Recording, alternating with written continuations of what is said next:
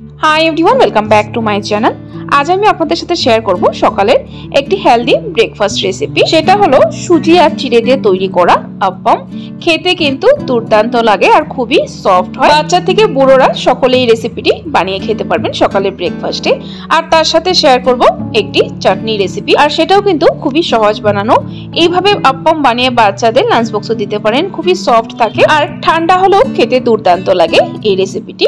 তো কিভাবে তৈরি করা হয় চলুন দেখে নেওয়া যাক আজকের এই ভিডিওটিতে। আপ্পম তৈরি করার জন্য এখানে আমি নিয়ে নিলাম 1 কাপের একটু কম চিড়ে। যে কোনো চিড়ে আপনারা ইউজ করতে পারেন, পাতলা মোটা। এখন চিড়েটাকে ভালো করে 2 থেকে 3 বার ধুয়ে নেব। সো বন্ধুরা, চিড়ে ধুয়ে নিয়েছি। এখন এই চিড়ের সাথে অ্যাড করব সুজি। যে পরিমাণে চিড়ে নিয়েছি সেই পরিমাণে সুজি অ্যাড করে দিলাম। আর তার সাথে অ্যাড করব দই। সম পরিমাণে দইও অ্যাড করেছি। চিড়ে, সুজি এবং দই সম পরিমাণ নিয়েছি। এখন সবকিছু একসাথে ভালো করে মিক্স করে নেব। সো বন্ধুরা, মিক্স করে নিয়েছি। এখন এর মধ্যে আরো 1 কাপ পরিমাণ জল অ্যাড করে দিলাম। এখন সবকিছু আবারও মিক্স করে এখন ঢাকা দিয়ে রেস্টে রেখে দেব। যেহেতু সুজি আছে, চিড়ে আছে, ফুলবে, তার জন্য অল্প সময়ের জন্য অবশ্যই রেস্টে রেখে দেবেন। প্রায় 20 মিনিটের জন্য এইভাবে রেস্টে রেখে দেব। তো চলুন এখন চাটনিটা তৈরি করে নেই।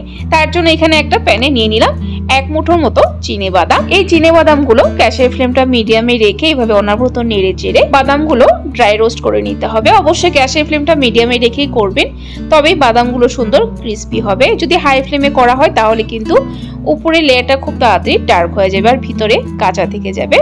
সো দেখুন বন্ধুরা, বাদাম আমার রোস্ট করে নেওয়া হয়ে গেছে। এখন বাদামটা আলাদা পাত্রে নামিয়ে রেখে দেব ঠান্ডা হওয়ার জন্য। সেম প্যানে দিয়ে দিব 1 টিস্পুন পরিমাণ সরষের তেল। তেলটা এইভাবে স্প্রেড করে দিচ্ছি। তারপর এর মধ্যে দিয়ে দিব একটা শুকনো লঙ্কা। ঝালটা কিন্তু এখানে নিজেদের স্বাদ অনুসারে দিবেন। শুকনো লঙ্কাটাকে দিয়ে একটু নেড়ে চেড়ে তারপর এর মধ্যে দিয়ে দিব টমেটো, 2টো মিডিয়াম সাইজের। টমেটোগুলো মাঝখানে দুফালা করে তারপর এইভাবে উল্টিয়ে দিয়ে দিলাম। তারপর এর মধ্যে দিব আদা আর কাঁচা লঙ্কা। আদা এখানে 1 ইঞ্চির মতো দিয়ে দিলাম আর দিয়ে দিলাম 3টে কাঁচা লঙ্কা। এখন গ্যাসের ফ্লেমটা মিডিয়ামে রেখে তারপর কুক করে নেব। যতক্ষণ এগুলোর কাঁচা ভাব চলে যাচ্ছে ততক্ষণ অবধি কুক করতে হবে আদা, কাঁচা লঙ্কা এবং টমেটোটা। টমেটো এক পাশে ভাজা হয়ে গেলে আবার উল্টিয়ে দেব। সো বন্ধুরা, এক পাশে টমেটো ভাজা হয়ে গেছে, এভাবে উল্টিয়ে দিচ্ছি। দেখুন বন্ধুরা, টমেটোগুলো উল্টিয়ে দিয়েছি।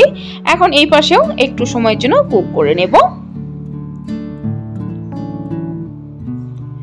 সো দেখুন বন্ধুরা, টমেটো, কাঁচা লঙ্কা এবং আদাটা খুব ভালো করে কুক করে নেওয়া হয়ে গেছে। এখন এগুলোকে আলাদা পাত্রে নামিয়ে ঠান্ডা করে নেব। সো বন্ধুরা, ঠান্ডা করে নিয়েছি টমেটোগুলো। এখন বাদাম, টমেটো সবকিছু একসাথে একটা মিক্সিং জারে নিয়ে নিব। তারপর এর মধ্যে দিয়ে দিব স্বাদ অনুসারে নুন। তারপর চাটনিতে টক ফ্লেভারের জন্য দিয়ে দিলাম 2 টুকরো কাঁচা আম। কাঁচা আমের বদলে আপনারা চাইলে তেঁতুল ইউজ করতে পারেন বা লেবু রসও দিতে পারেন। এখন ঢাকনা লাগিয়ে মিহি করে পেস্ট তৈরি করে নেব সবকিছুর। সো দেখুন বন্ধুরা, পেস্ট করে নিয়েছি। ঠিক এরকম করে মিহি করে পেস্টটা তৈরি করে নিতে হবে। এখন এই চাটনিতে একটা তড়কা দিতে হবে। তার জন্য এখানে একটা তড়কা প্যান বসিয়ে দিয়েছি। এর মধ্যে দিয়ে দিলাম 1 টেবিলস্পুন পরিমাণ সরষের তেল। তড়কাটা অবশ্যই সরষের তেল দিয়ে দিবেন। তেলটা গরম হয়ে গেলে এর মধ্যে দিয়ে দিলাম একটা শুকনো লঙ্কা আর দিয়ে দিব ফোড়নে 1 টিস্পুন পরিমাণ কালো সরষে আর তার সাথে দিয়ে দিব ফ্রেশ কারি পাতা। এখন একটু সময়ের জন্য তড়কাটা ভেজে নেব। কারি পাতাটা কিন্তু বেশি কালো করে ভাজবে না, তাহলে ফ্লেভারটা চলে যাবে কারি পাতার। এরকম গ্রিন গ্রিন থাকবে, তবে তড়কাটার দারুণ ফ্লেভার আসবে। সো দেখুন বন্ধুরা, তড়কাটা আমার তৈরি হয়ে গেছে। এখন গ্যাসের ফ্লেমটা বন্ধ করে দেব। তারপর এই তড়কাটা গরম গরম চাটনিতে ঢেলে দেব। দেখুন ঢেলে দিয়েছি। এখন ভালো করে নেড়ে চেড়ে মিক্স করে নিলেই তৈরি হয়ে যাবে আমাদের চাটনিটা। এই বাদাম আর টমেটোর চাটনিটা খেতে কিন্তু দুর্দান্ত লাগে। বন্ধুরা, চাটনি আমাদের তৈরি হয়ে গেছে। তো চলুন এখন আপ্পমগুলো তৈরি করার জন্য রেডি করে নিই, প্রিপারেশনটা করে নিই। সো বন্ধুরা, প্রায় 20 মিনিট হয়ে গেছে চিড়ে এবং সুজিটা ভিজিয়ে রাখা। দেখুন সুন্দর কিন্তু ফুলে উঠেছে চিড়ে এবং সুজিগুলো। এখন এগুলোকে একটা মিক্সিং জারে ঢেলে নিতে হবে। তো চলুন মিক্সিং জারে ঢেলে নিচ্ছি। দেখুন মিক্সিং জার নিয়ে নিয়েছি। এর মধ্যে সম্পূর্ণ নিয়ে নিচ্ছি ভেজানো সুজি এবং চিড়েটা। সো বন্ধুরা, নিয়ে নিয়েছি। এখন এর মধ্যে অ্যাড করব জল। প্রায় আরো 1 কাপ পরিমাণ জল অ্যাড করে দিলাম। এখানে কিন্তু চিড়ে আর সুজির সাথে টোটাল 2 কাপ জল অ্যাড করা হলো। এখন এর মধ্যে অ্যাড করব নুন স্বাদ অনুসারে। প্রায় 1 টিস্পুন পরিমাণ ভরে নুন অ্যাড করে দিলাম। এখন ঢাকনা লাগিয়ে মিহি করে পেস্ট তৈরি করে নেব। সো দেখুন বন্ধুরা পেস্ট তৈরি করে নিয়েছি, দেখিয়ে দিচ্ছি কিভাবে পেস্ট করেছি। দেখুন ঠিক এরকম করে মিহি করে পেস্ট তৈরি করে নিতে হবে।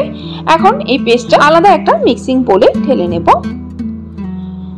সো বন্ধুরা ঢেলে নিয়েছি মিক্সিং বোলে। এখন এই ব্যাটারে একটা মেইন ইনগ্রেডিয়েন্টস অ্যাড করতে হবে, যার জন্য আপ্পামগুলো সুন্দর সফট এবং জালিদার হবে।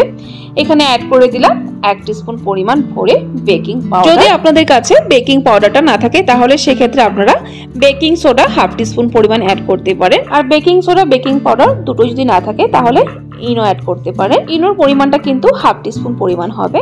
এখন ভালো করে মিক্স করে নেব। সো দেখুন বন্ধুরা বেকিং পাউডারটা ভালো করে ব্যাটারের সাথে মিক্স করে নিয়েছি। আর ব্যাটারের কনসিস্টেন্সিটা কিন্তু এরকমই রাখবেন, ঘন। আপনারা হয়তো দেখেই বুঝতে পারছেন কতটা ঘন রেখেছি। আর বেকিং পাউডার বা সোডা দেওয়ার পর কিন্তু বেশি সময় রাখবেন না, সাথে সাথেই আপ্পামগুলো তৈরি করে নেবেন। তো চলুন আপ্পামগুলো তৈরি করে নিই। তার জন্য এখানে একটা ননস্টিকের প্যান বসিয়ে দিয়েছি। এর মধ্যে দিয়ে দিলাম খুবই অল্প পরিমাণ তেল।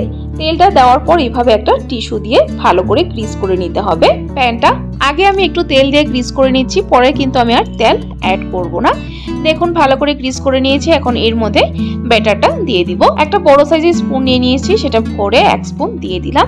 এইভাবে দিয়ে একটু স্প্রেড করে দেব। আপ্পামগুলো চাইলে আপনারা আর একটু বড় করতে পারেন বা ছোটও করতে পারেন আপনাদের পছন্দ অনুসারে। দেখুন স্প্রেড করে দিয়েছি। এখন ঢাকনা লাগিয়ে মিডিয়াম ফ্লেমে কুক করব। প্রায় 2 মিনিটের জন্য ঢাকা দিয়ে এভাবে রেখে দেব। সো বন্ধুরা 2 মিনিট হয়ে গেছে। 2 মিনিট পর ঢাকনাটা তুলে দিচ্ছি। দেখুন উপরটা কিন্তু একদমই শুকনো হয়ে গেছে।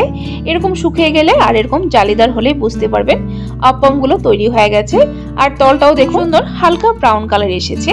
আপ্পামটা আমার তৈরি হয়ে গেছে। এখন নামিয়ে নেব আলাদা পাত্রে। গরম থাকা অবস্থায় কিন্তু একটু বেশি সফট থাকবে, একটু ঠান্ডা হওয়ার পর পারফেক্টলি হয়ে যাবে। বাকি আপ্পামগুলো আমি সেম প্রসেসে তৈরি করে নেব। এখন কিন্তু আর তেল দিচ্ছি না, এমনি তৈরি করব। সো বন্ধুরা আপ্পামগুলো আমার তৈরি হয়ে গেছে। এখন চাটনির সাথে সার্ভ করে নিয়েছি। দেখুন কতটা সফট এবং কতটা পারফেক্টলি জালিদার তৈরি হয়েছে আপ্পামগুলো। এরকম করে বানিয়ে চাটনির সাথে সার্ভ করলে কিন্তু খেতে দুর্দান্ত লাগে। গরম গরম থাকা অবস্থায় আপ্পামগুলো সফট তো থাকে, কিন্তু ঠান্ডা হওয়ার পরও সেমই থাকে সফট। সকালে ব্রেকফাস্টে এরকম করে ইনস্ট্যান্ট আপ্পাম তৈরি করে দিতে পারেন। হেলদিও হয় খেতে এবং খুবই সুস্বাদু হয়। বাচ্চা থেকে বুড়োরা সকলে কিন্তু এই ব্রেকফাস্টটি সকালে খেতে পারবেন।